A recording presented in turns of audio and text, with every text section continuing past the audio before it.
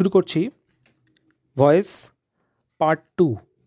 Voice part 1-এ আমাদের শেষ হয়েছিল অ্যাসার্টিভ সেন্টেন্সের ভয়েস চেঞ্জের নিয়ম, রুল নাম্বার 4। আজকে শুরু করছি voice part 2, rule number 5। Assertive সেন্টেন্সের রুল নাম্বার 5, এখানে বলা হচ্ছে রিফ্লেক্সিভ প্রোনাউনের ক্ষেত্রে সেলফযুক্ত প্রোনাউনটিকে প্যাসিভ ভয়েসের সাবজেক্ট হিসেবে ব্যবহার করা যাবে না। অর্থাৎ আমরা রিফ্লেক্সিভ প্রোনাউন মানে কি বুঝি? পার্সোনাল প্রোনাউনের সঙ্গে সেলফ বা সেলফস যুক্ত যেসব প্রোনাউন রয়েছে তাকেই রিফ্লেক্সিভ প্রোনাউন বলা হয়। যেমন myself, ourselves, himself, herself, এইগুলোকে বলা হয় রিফ্লেক্সিভ প্রোনাউন। তো এসব ক্ষেত্রে আমরা ভয়েস চেঞ্জ কীভাবে করব? সাধারণত এটা আমরা দেখে থাকি যে বাক্যের শেষে বসে, ভার্বের পরে বসে, এবং তাই মনে হতে পারে যে বোধহয় এটা অবজেক্ট, এবং তাই সাধারণ নিয়ম অনুযায়ী প্যাসিভে শুরুতে এটাকে বসানোর ভুলবশত আমরা বসিয়ে ফেলতে পারি। কিন্তু আমাদের খেয়াল করতে হবে যে সেলফযুক্ত প্রোনাউনগুলো কিন্তু কখনোই প্যাসিভের সাবজেক্ট করা যাবে না। এক্ষেত্রে অ্যাক্টিভের সাবজেক্টই হবে প্যাসিভের সাবজেক্ট। অর্থাৎ রুল কী হবে? প্যাসিভ ইকুয়াল টু রুল হবে অ্যাক্টিভের সাবজেক্টই প্যাসিভের subject plus auxiliary verb plus main ভার্বের পিপি অর্থাৎ past participle plus by plus অ্যাক্টিভে যে রিফ্লেক্সিভ প্রোনাউন থাকবে সেটি হুবহু বসবে। এক্সাম্পল, হি কিল্ড হিমসেলফ, সে আত্মহত্যা করলো। নিজেকে মারলো মানে কি? আত্মহত্যা করলো। প্যাসিভ হবে নিয়ম অনুসারে he was killed by himself. Rule number 6, অনেক ক্ষেত্রে এজেন্ট অর্থাৎ যে ক্রিয়া সম্পন্ন করে বা কর্তা তার উল্লেখ থাকে না, ফলে অ্যাক্টিভের সাবজেক্ট পাওয়া যায় না। তখন সাবজেক্ট হিসাবে আমরা সেন্স অনুসারে, বাক্যের সেন্স অনুসারে সামওয়ান, সামবডি, পিপল, দে, অথরিটি প্রভৃতি ব্যবহার করি। এক্ষেত্রে কী হয়? আমরা এইসব বাক্যগুলো প্যাসিভে শুনতেই কিন্তু বেশি অভ্যস্ত, বা বলা যায় প্যাসিভ ভয়েসেই এগুলো বেশি প্রচলিত। এটা আমাদের বাস্তব ক্ষেত্রেও এই বাক্যগুলোর ব্যবহার আমরা খুব পেয়ে থাকি। এই যেমন যদি বাসে উঠে আমাদের কারোর পকেটমার হয়ে যায়, তাহলে আমরা বলি যে, আমরা কিন্তু বলি না সরাসরি যে কে পকেট মেরেছে, কারণ আমরা তো জানি না কে পকেট মেরেছে। তো আমরা তখন বলি যে আমার পকেটমার হয়ে গেছে। তো সেটা প্যাসিভে থাকে, my pocket has been picked. তো এটাকে অ্যাক্টিভ করতে গেলে আমাদের তো সাবজেক্ট লাগবে।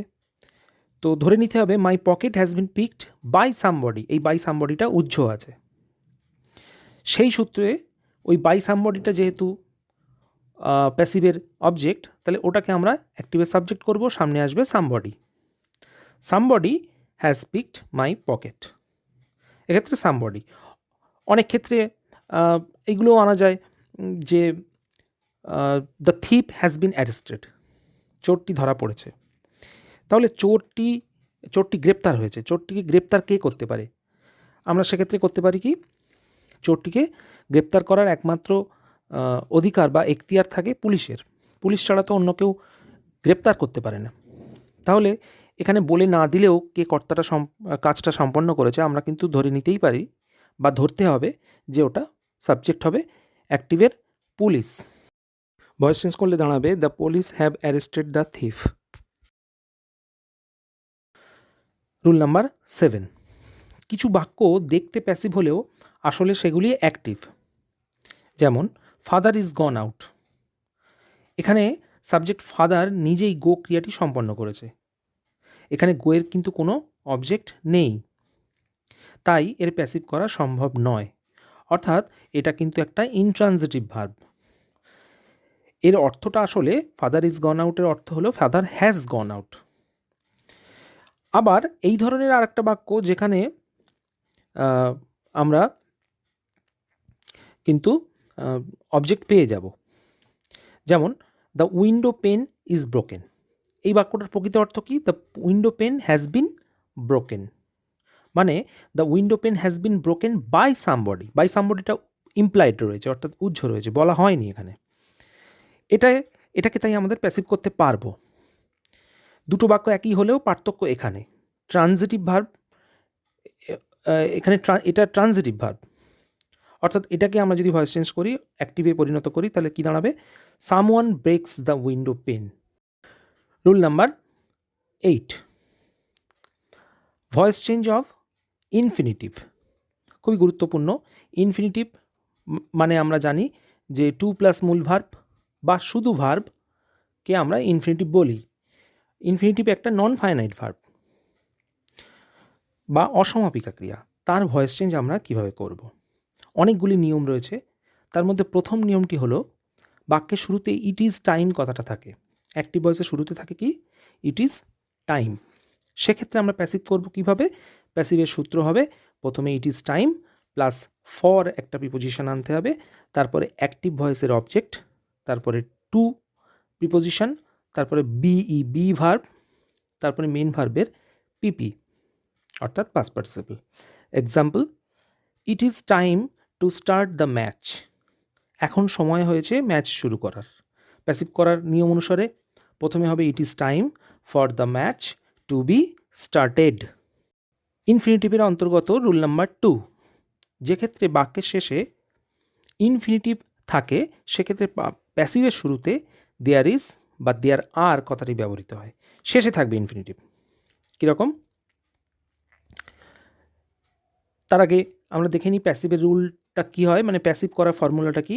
সেটা হলো প্রথমে দেয়ার ইজ বা দেয়ার আর প্লাস অ্যাক্টিভের object plus to plus be plus main ভার্বের পাস্ট পার্টিসিপল। উদাহরণ, I have promises to keep.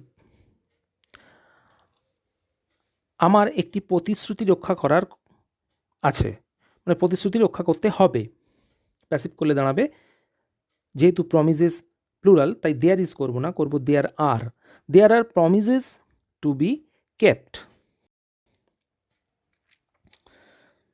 Rule number 3, ইনফিনিটিভের অন্তর্গত রুল নাম্বার 3, যেক্ষেত্রে অ্যাক্টিভে উইদাউট টু ইনফিনিটিভ, ওই যে বলছিলাম প্রথমে ইনফিনিটিভ মানে হলো টু প্লাস ইনফিনিটিভ বা টু ছাড়াও ইনফিনিটিভ।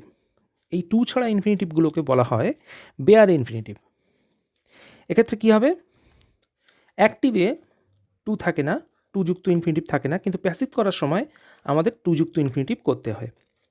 সেক্ষেত্রে রুলটা হয় প্যাসিভ ইকুয়াল টু অ্যাক্টিভের ইনডাইরেক্ট অবজেক্ট অর্থাৎ প্রাণীবাচক object plus auxiliary verb plus main ভার্বের past participle plus to plus অ্যাক্টিভের বেয়ার ইনফিনিটিভ প্লাস বেয়ার ইনফিনিটিভের বাকি অংশ। যেমন I saw him by the book. এখানে বেয়ার ইনফিনিটিভ কোনটা? বাই। এইটা হলো বেয়ার ইনফিনিটিভ। এইটাকে যখন আমরা ভয়েস চেঞ্জ করছি প্যাসিভে হয়ে যাচ্ছে he was seen to by the book. ইনফিনিটিভের এই 3টি রুল ছাড়াও আরও কিছু বেসিক ইনফিনিটিভের ভয়েস চেঞ্জের এখানে এক্সাম্পল দেওয়া হলো।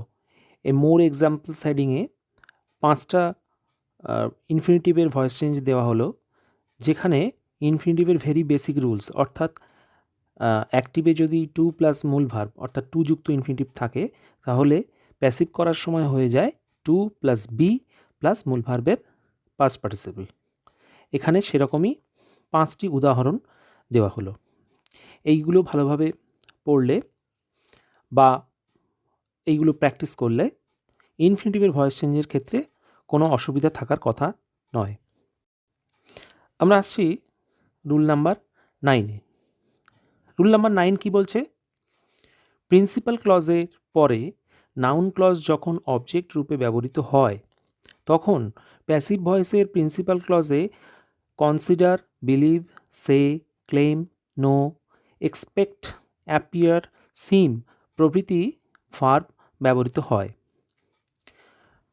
এই প্রিন্সিপাল সাবঅর্ডিনেট ক্লজ বা প্রিন্সিপাল ক্লজ কখন আসে? যখন কোনো কমপ্লেক্স সেন্টেন্স আসে। কমপ্লেক্স সেন্টেন্স গঠিত হয় প্রিন্সিপাল ক্লজ এবং সাবঅর্ডিনেট ক্লজ নিয়ে। সাবঅর্ডিনেট ক্লজ আবার 3 রকমের: অ্যাডজেক্টিভ ক্লজ, নাউন ক্লজ এবং অ্যাডভার্ব ক্লজ। তো আমাদের আলোচ্য রুলটা হলো ওই নাউন ক্লজ নিয়ে। অর্থাৎ যদি প্রিন্সিপাল ক্লজের পরে নাউন ক্লজ যখন অবজেক্ট রূপে থাকবে অর্থাৎ অবজেক্ট হিসাবে কাজ করবে তখন প্যাসিভ ভয়েস করার সময় প্রিন্সিপাল ক্লজে আমাদেরকে এই ভার্বগুলো আনতে হবে। সেক্ষেত্রে প্যাসিভ করার ফর্মুলা হবে ইট ইজ, শুরুতে থাকবে ইট ইজ বা ইট ওয়াজ, কারণ টেন্স যেমনভাবে দেবে, প্লাস প্রিন্সিপাল ক্লজের ভার্বের পাস্ট পার্টিসিপল প্লাস নাউন ক্লজটি হুবহু বসবে। Example, we hope that he will pass.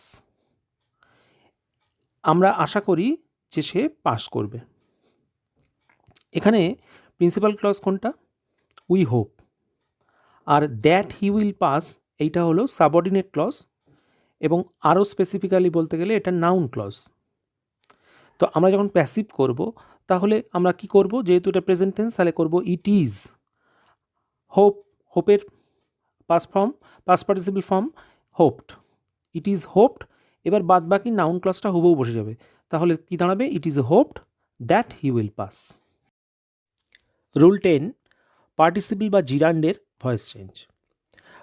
প্রথমে বলি পার্টিসিপল বা জিরান্ড কাকে বলে। পার্টিসিপল বা জিরান্ড একটি নন ফাইনাইট ভার্ব। আইএনজি যুক্ত কোনো ভার্ব, কোনো নন ফাইনাইট ভার্ব যদি অ্যাডজেক্টিভের মতো ব্যবহৃত হয় বাক্যে, তাহলে তাকে বলা হয় পার্টিসিপল। এবং আইএনজি যুক্ত কোনো নন ফাইনাইট ভার্ব যদি বাক্যে নাউন হিসেবে ব্যবহৃত হয়, তাহলে তাকে বলা হবে জিরান্ড। এখন পার্টিসিপল বা জিরান্ড যদি থাকে, তাহলে সেক্ষেত্রে প্যাসিভ করার রুলস বা ফর্মুলা হলো, প্রথমে অ্যাক্টিভের প্রথম সাবজেক্ট প্লাস অ্যাক্টিভের ফাইনাইট ভার্ব হুবহু বসবে, তারপরে অ্যাক্টিভের অবজেক্ট বসবে, তারপর বিইং, তারপর নন ফাইনাইট ভার্বের পিপি অর্থাৎ ওই পার্টিসিপল বা জিরান্ডের যে ভার্ব থেকে উৎপত্তি তার পাস্ট পার্টিসিপল, তারপরে বাই প্রিপোজিশন, তারপরে অ্যাক্টিভের দ্বিতীয় সাবজেক্ট। কীরকম? Example, I found him doing the work. এটা প্যাসিভ করার সময় কি করব? প্রথমে অ্যাক্টিভের প্রথম সাবজেক্ট, তাহলে অ্যাক্টিভের প্রথম সাবজেক্ট কি? আই বসলো। তারপরে অ্যাক্টিভ ভয়েসের ফাইনাইট ভার্বটা হুবহু বসবে। এখানে অ্যাক্টিভ ভয়েসের ফাইনাইট ভার্ব কি? ফাউন্ড, তাহলে বসলো ফাউন্ড। তারপরে বলেছে অ্যাক্টিভ ভয়েসের অবজেক্ট, এই বাক্যে অ্যাক্টিভ ভয়েসের অবজেক্ট হলো দ্য ওয়ার্ক, তাহলে হলো আই ফাউন্ড দ্য ওয়ার্ক। এবারে সূত্রানুসারে বিইং, তারপরে মূল ভার্ব পার্টিসিপল যে ব্যবহৃত হয়েছে ডুইং, তার পাস্ট পার্টিসিপল ডান, তারপরে বাই প্রিপোজিশন, এবং সবশেষে অ্যাক্টিভের দ্বিতীয় অবজেক্ট, সেটা হলো হিম। তাহলে সম্পূর্ণটা কি দাঁড়ালো? I found the work being done by him. Rule 11, negative indefinite pronoun, অর্থাৎ নাবাচক অনির্দেশক সর্বনাম। বাংলায় যাকে বলা হয় নাবাচক অনির্দেশক সর্বনাম। কি সেগুলো? সেগুলো হলো নোবডি, নান, এইগুলো হলো নাবাচক অনির্দেশক সর্বনাম। এইগুলো দিয়ে যদি অ্যাক্টিভ ভয়েস শুরু হয়, তাহলে প্যাসিভ ভয়েসের বাক্যটি নেগেটিভ হবে, নাবাচক হবে। সেক্ষেত্রে প্যাসিভ ইকুয়াল টু হবে, প্যাসিভ করার সময় রুলসটা হবে প্যাসিভ ইকুয়াল টু অ্যাক্টিভের object plus auxiliary verb plus not plus main ভার্বের past participle. Example, nobody can change destiny.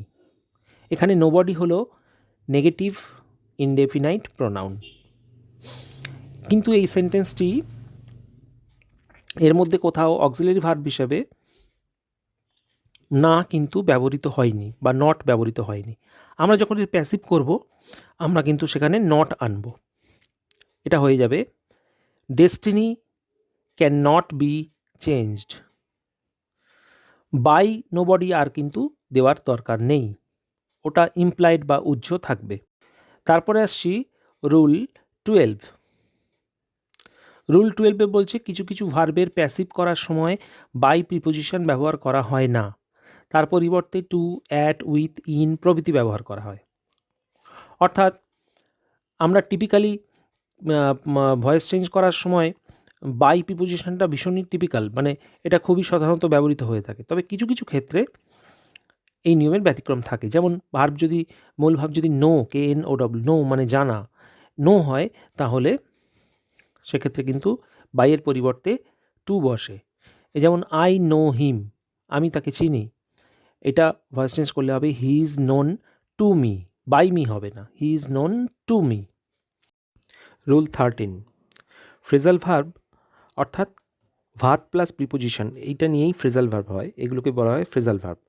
R appropriate preposition যদি অ্যাক্টিভ ভয়েসে থাকে, তাহলে সেক্ষেত্রে আমরা যখন প্যাসিভ করব, ওদের যে প্রিপোজিশনটা থাকে সেটা থাকবে, প্লাস ভয়েস চেঞ্জের নিয়ম অনুসারে যে বাই প্রিপোজিশন আনার কথা বা টু প্রিপোজিশন আনার কথা সেটাও থাকবে।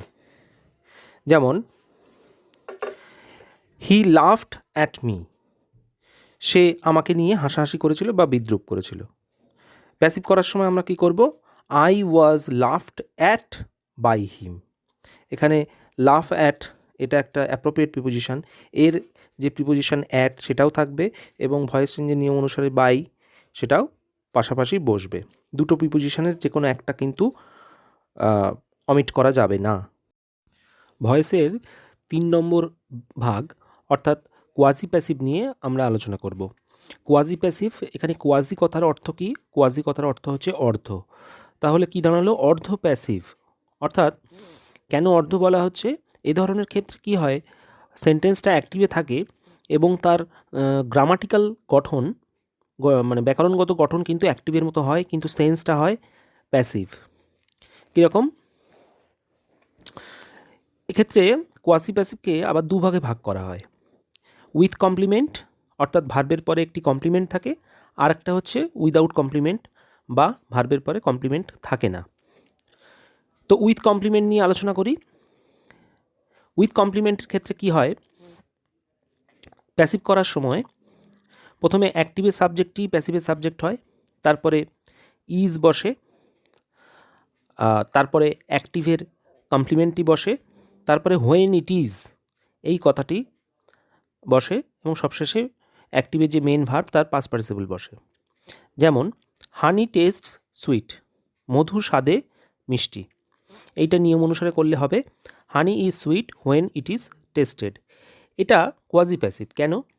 হানি টেস্ট সুইটস, এটা গ্রামাটিক্যাল কনস্ট্রাকশন দেখলে আমরা দেখব এটা কিন্তু অ্যাক্টিভ ভয়েস, কারণ এখানে কোনো বি ভার্ব এবং পাস্ট পার্টিসিপল ভার্বের পাস্ট পার্টিসিপল নেই, অর্থাৎ এটা অ্যাক্টিভ ভয়েস। কিন্তু সেন্স অনুসারে মধু স্বাদে মিষ্টি এটা কে বলবে? মধুর মিষ্টতা সেটা জানাবে কে? মধু নিজে না, মধুর স্বাদ যখন গ্রহণ করবে এবং সেটা মানুষ যখন গ্রহণ করবে তখন সে বলবে যে মধুর স্বাদ মিষ্টি। অর্থাৎ এই মধুর স্বাদ গ্রহণের কাজটা কিন্তু হানি যে কর্তা বাক্যের সে কিন্তু করবে না। অর্থাৎ ব্যাকরণগতভাবে হানি কর্তা হলেও সেন্সগতভাবে বা এর অর্থগতভাবে কখনোই হানি কর্তা নয়, অন্য কেউ। তাই এটা দুটোর মিশ্রণ বলা যায়, তাই এটাকে আমরা বলতে পারবো অর্ধ প্যাসিভ।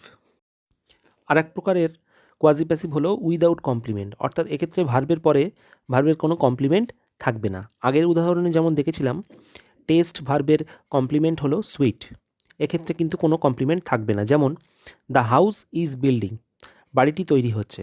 এখানে ভার্ব হলো ইজ বিল্ডিং, এরপরে কিন্তু কোনো কমপ্লিমেন্ট নেই। এক্ষেত্রে উইদাউট কমপ্লিমেন্টের ক্ষেত্রে প্যাসিভ করার নিয়ম হলো প্রথমে অ্যাক্টিভের সাবজেক্টই প্যাসিভের সাবজেক্ট, তারপরে নিয়ম অনুসারে বা টেন্স অনুসারে অক্সিলিয়ারি ভার্ব, তারপরে মেন ভার্বের পিপি। এই যে উদাহরণটি বললাম দি হাউস ইজ বিল্ডিং, বাড়িটি তৈরি হচ্ছে। এখন বাড়ি তো নিজে নিজে তৈরি হয় না, বাড়িটি তৈরি করতে হয়। তাহলে বাড়ি তৈরি হওয়ার কাজটি কিন্তু অন্য কেউ করে, কর্তা অন্য কেউ। কিন্তু এখানে এটি অ্যাক্টিভ ভয়েসে ব্যবহৃত হয়েছে কারণ এটি ব্যাকরণগত দিক থেকে এটি অ্যাক্টিভ। তো নিয়ম অনুসারে প্যাসিভ করলে হবে the house is being built. শেষ হলো ভয়েস পার্ট 2-র নিয়ম। এতক্ষণ যে নিয়মগুলো আমরা আলোচনা করলাম সেলফ ইভ্যালুয়েশনের জন্যে বা সেলফ অ্যাসেসমেন্টের জন্যে আমরা এই এক্সারসাইজগুলো করতে পারি। এই এক্সারসাইজের আনসার কিও দিয়ে দেওয়া হলো।